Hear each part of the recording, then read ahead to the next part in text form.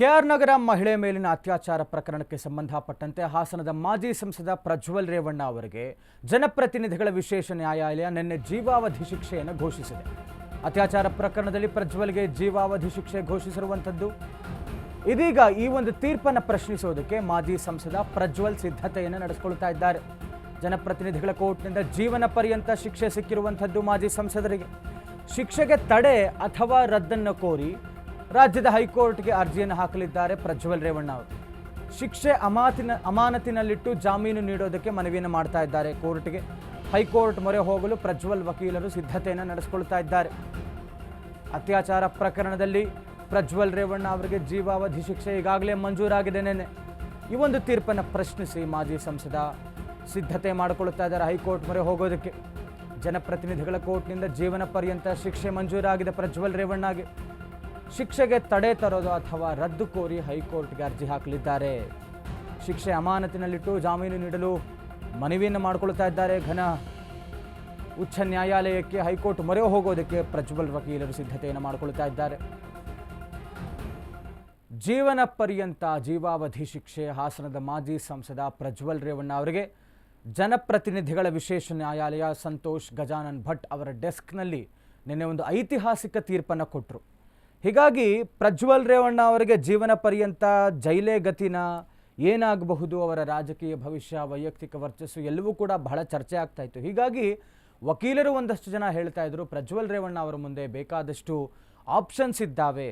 ಅಂದರೆ ಮಾನವ ಹಕ್ಕುಗಳ ಆಯೋಗದಲ್ಲಿ ಬರುವಂಥದ್ದು ಯಾವುದೇ ಆರೋಪಿ ಅಥವಾ ಅಪರಾಧಿಗೆ ಜಾಮೀನು ತೆಗೆದುಕೊಳ್ಳುವಂಥದ್ದು ಒಂದು ಹಕ್ಕು ಅಂತ.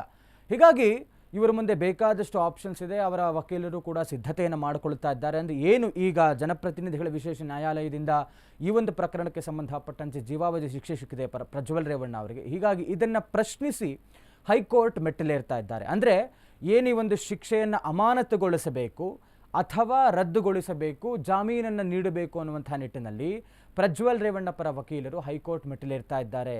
ಹೈಕೋರ್ಟ್ ಮೆಟ್ಟಿಲೇರಲು ಪ್ರಜ್ವಲ್ ರೇವಣ್ಣ ಅವರಿಗೆ ಇದೀಗ ಅವಕಾಶ ಇರುವಂಥದ್ದು. ಅವರ ಮುಂದಿನ ನಡೆ ಏನಾಗಿರುತ್ತೆ ಅಂತ.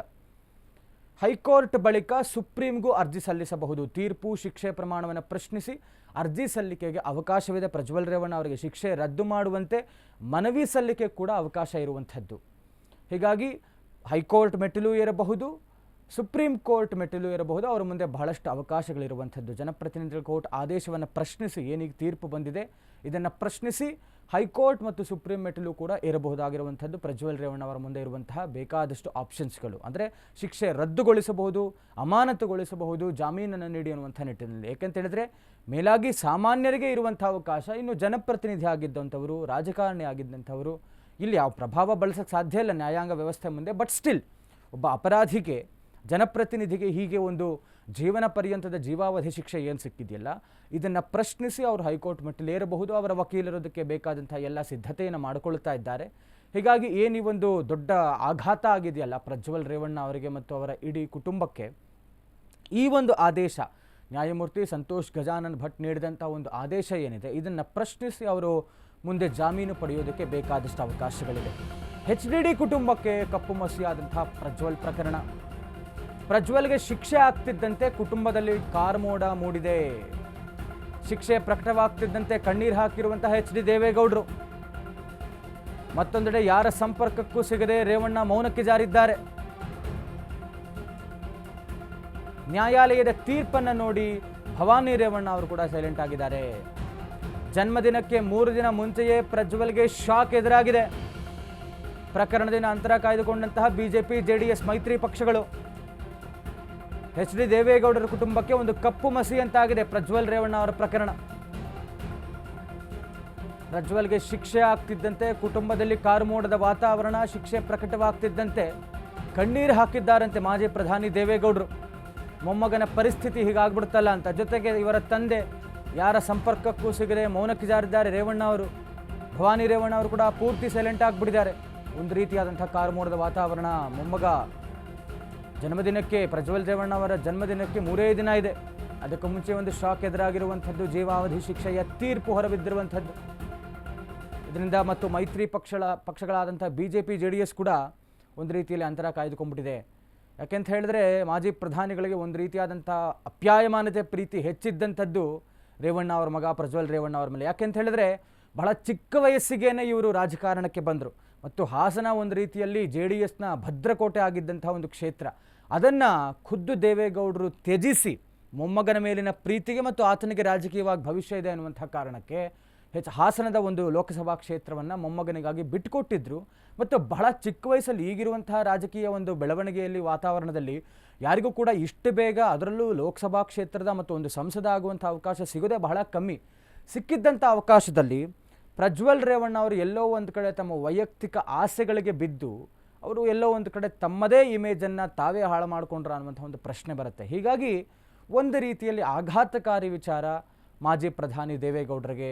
ಜೊತೆಗೆ ತಂದೆ ತಾಯಿ ಡೀಟೇಲ್ಸ್ ಕೊಡ್ತಾ ಹೋಗ್ತಾರೆ ನಮ್ಮ ಪ್ರತಿನಿಧಿ ಅಭಿಷೇಕ್. ಏನೀ ಒಂದು ಪ್ರಜ್ವಲ್ ರೇವಣ್ಣ ಅವರ ವಿಚಾರವಾಗಿ ಜೀವಾವಧಿ ಶಿಕ್ಷೆ ಅನೌನ್ಸ್ ಆಗಿರುವಂಥದ್ದು, ತೀರ್ಪು ಹೊರಬಿದ್ದಿರುವಂಥದ್ದು, ಇದು ಮೈತ್ರಿ ಪಕ್ಷಗಳಿಗೆ ಎಲ್ಲೋ ಒಂದು ರೀತಿಯಲ್ಲಿ ಒಂದು ಇರಿಸು ಮುರುಸು ತಂದಿರುವಂಥ ವಿಚಾರ ಆಗಿದೆ. ಯಾಕೆ ಅಂತ ಹೇಳಿದ್ರೆ ಕರ್ನಾಟಕದಲ್ಲಿ JDS ಮತ್ತು BJP ಮೈತ್ರಿಯಲ್ಲಿರುವಂಥದ್ದು, ಲೋಕಸಭಾ ಚುನಾವಣೆಯನ್ನು ಅದೇ ಆ್ಯಂಗಲ್ನಲ್ಲಿ ಎದುರಿಸಿದಂಥದ್ದು. ಇದೀಗ ಕಾಂಗ್ರೆಸ್ಗೆ ಎಲ್ಲೋ ಒಂದು ಕಡೆ ಬ್ರಹ್ಮಾಸ್ತ್ರ ಆಗಿಬಿಡುತ್ತಾ?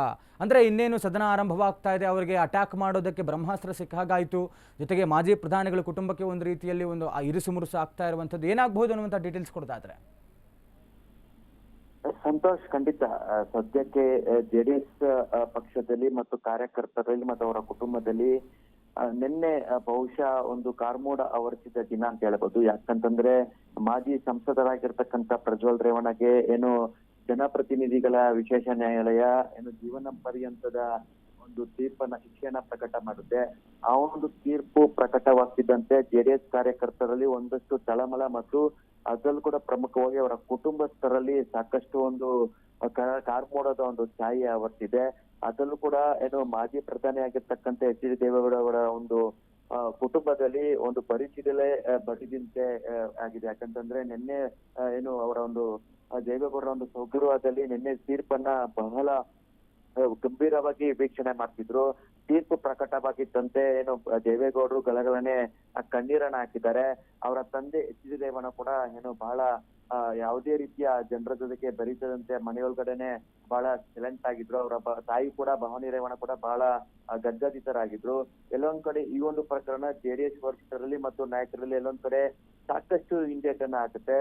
ಇತ್ತ ಕೇಂದ್ರದಲ್ಲಿ ಕೇಂದ್ರ ಸಚಿವರು ಆಗಿರ್ತಕ್ಕಂಥ HD ಕುಮಾರಸ್ವಾಮಿ ಅವ್ರಿಗೂ ಎಲ್ಲೊಂದ್ ಕಡೆ ಈ ಒಂದು ಪ್ರಕರಣ ಎಲ್ಲೊಂದ್ ಕಡೆ ಒಂದಷ್ಟು ಹಿಂದೇಟನ್ನ ಹಾಕುತ್ತೆ. ಹೀಗಾಗಿ ಈ ಒಂದು ಪ್ರಕರಣ ಬೆಳಕಿಗೆ ಬಂದಂತ ಸಂದರ್ಭದಲ್ಲಿ ಬಿಜೆಪಿ ನಾಯಕರು ಈ ಒಂದು ವಿಚಾರದಲ್ಲಿ ಹೇಳಿಕೆಗಳನ್ನ ಕೊಡೋದಕ್ಕೆ ಮತ್ತು ಅವರ ಒಂದು ಬೆಂಬಲಕ್ಕೆ ನಿಂತ್ಕೊಳ್ಳುವಂತೆ ಒಂದಷ್ಟು ಸಾಕಷ್ಟನ್ನ ಹಿಂದೇಟ್ ಹಾಕಿದ್ರು. ಆಗಿರ್ಬೋದು, ವಿಜಯೇಂದ್ರ ಆಗಿರ್ಬೋದು, ಈ ಒಂದು ವಿಚಾರದಲ್ಲಿ ಯಾವುದೇ ರೀತಿಯ ಪ್ರತಿಕ್ರಿಯೆ ಕೊಡೋದಕ್ಕೆ ಹಿಂದೇಟನ್ನ ಹಾಕ್ತಿದ್ರು. ಈಗ ಈ ಒಂದು ಪ್ರಕರಣ ಎಲ್ಲೊಂದ್ ಕಡೆ ಕಾಂಗ್ರೆಸ್ ಪಕ್ಷದ ನಾಯಕರು ಕೂಡ ಒಂದಷ್ಟು ಬ್ರಹ್ಮಾಸ್ತ್ರ ಸಿಗುತ್ತೆ. ಮೂಡ ಪ್ರಕರಣದಲ್ಲಿ ಏನೆಲ್ಲ ವಿಪಕ್ಷಗಳು ಟೀಕೆಗಳು ಮಾಡಿದ್ರು, ಒಂದಷ್ಟು ಅಹೋರಾತ್ರಿ ಧರಣಿಗಳು ನಡೆಸಿದ್ರು. ವಾಲ್ಮೀಕಿ ನಿಗಮದಲ್ಲಿ ಏನು ಕಾಂಗ್ರೆಸ್ ಪಕ್ಷಕ್ಕೆ ಒಂದಷ್ಟು ಟಕ್ಕರ್ ಕೊಡುವಂತ ನಿಟ್ಟಿನಲ್ಲಿ ವಿಪಕ್ಷಗಳು ಪ್ರಯತ್ನ ಮಾಡಿದ್ರು. ಇದೆಲ್ಲವೂ ಕೂಡ ಉಲ್ಟಾ ಆಗ್ತಿದಂತೆ ಭಾಸ ಆಗ್ತಿದೆ.